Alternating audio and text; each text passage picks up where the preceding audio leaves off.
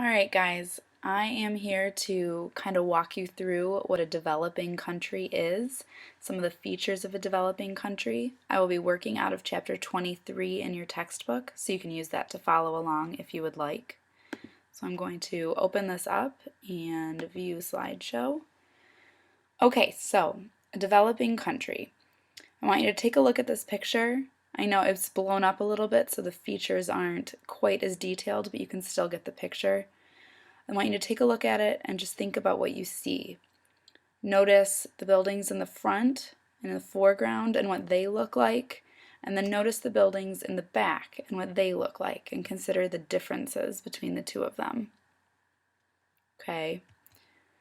I'd like you to do the same thing here. I'd like you to look at the foreground and at the background. I'd like you to look at the use of space. And I'd like you to consider that these are all homes.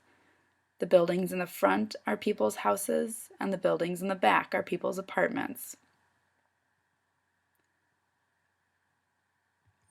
Okay, so here's some vocabulary that I'd like you to be keeping your eye out for as we read and as we work through this presentation. This won't be anything that you are directly quizzed or tested on, but it is information that you will need to understand to follow the rest of our lessons. So, we have two different kinds of countries here on our planet Earth. We have developed countries, and the features of developed countries are that they are often industrialized, they have modern machinery, modern technology, and modern production styles. This leads to having excellent school systems. Healthcare is available to most people, not all people. As we know in our own country, not every person has access to healthcare, but most people have access to it. And even the poor in a developing country are considered to have a higher standard of living than in other parts of the world. This means that we have skyscrapers, buses, cars to transport ourselves. We don't have to walk miles and miles if we don't want to. We have offices to work in, factories, stores where we can buy almost anything we want and that provide almost any service that we want. We have access to information and entertainment via TV, the radio. We have music, we have news, we have electricity, computers, the list goes on and on. Countries that are considered to be developed are Canada, Japan, the US, and most of Europe. This isn't all of the countries, but just to give you an idea of the region I'm talking about. The other kind of countries are developing countries, and these countries make up 75% of the world population. 75% of our global population lives in a developing country, not a developed country. In developing countries, there is very little industry. Many people go to bed hungry and wake up hungry because there is not enough to eat. The standard of living is considered to be very low. And when you're looking at different countries, there are a couple ways that you can try to figure out whether it is a developing country. There are a couple things that you can look at. Most developing countries have a low GDP per person. Okay, and remember back from economics last year that your GDP is the total money made in a country per person divided by the number of people, and this is considered to be a measure of wealth. The higher the GDP, the higher the wealth of a country. In a developing country, the GDP is usually below $2,000, and to compare, in the US, it is $30,000. This means that we have less money to spend in a developing country and that there are less things to buy in a developing country. A second way you can kind of test to see if a country is developing is whether or not it is primarily an agricultural economy. In a developing country, most people farm rather than work in an industry. And this is usually subsistence farming or making enough food to live on, not to export. This is not, if you think about us here in Michigan, where we have giant farms for corn and giant farms for soybeans and cherries and blueberries and so on. This would be individual families growing enough food for them to eat and survive on themselves. They're not going to be selling much of it, and they're not going to be purchasing much food. A third way to tell if a country is developing is through its literacy rates. And remember that literacy rates are the amounts of people that can read and write in a country. Developing countries usually have low literacy rates. This means that most or many people cannot read or write. And part of the reason for this is that there is not much money spent on public schools and on education in a country. So if you don't have public schools and you don't have education access for everybody, they're not going to learn how to read or write.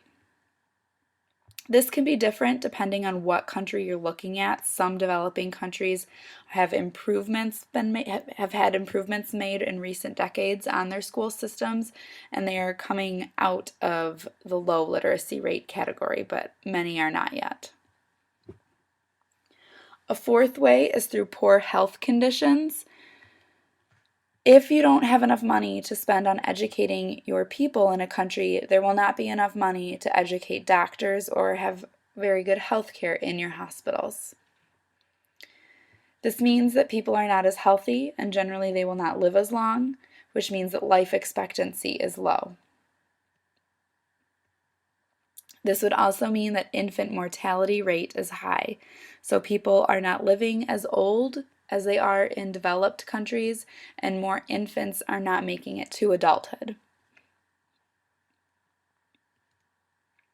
To give you an example of the infant mortality rates, in the United States, infant mortality rate is about 1%, while in Afghanistan it is 10%.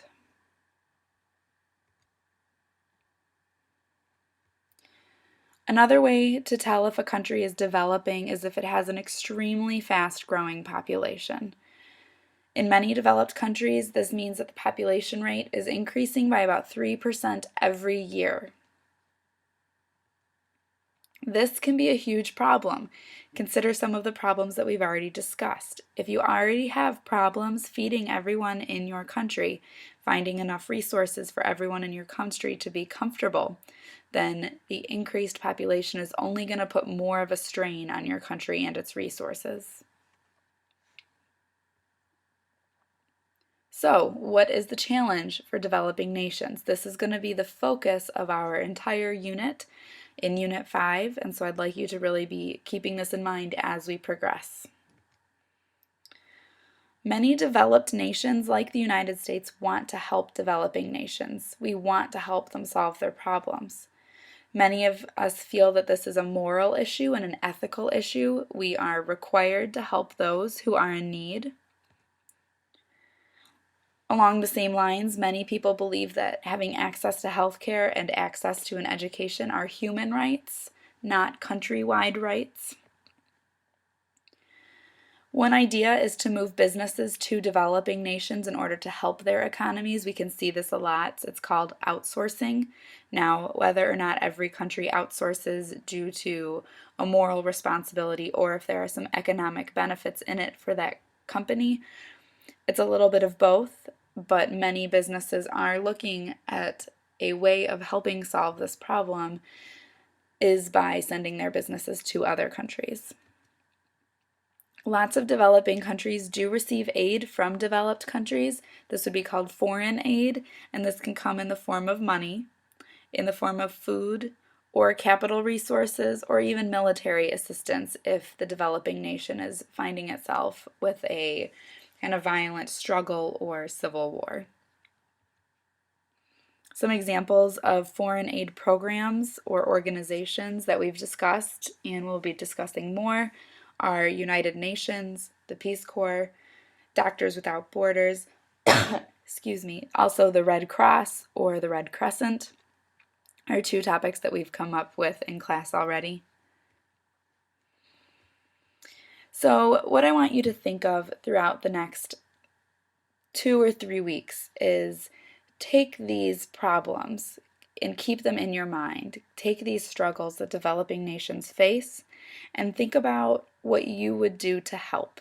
We're going to be adding to your kind of knowledge bank about specifically resources and population problems, but that doesn't mean that those are the only problems out there that need fixing. So I want you to keep all of this in mind as we progress throughout our unit.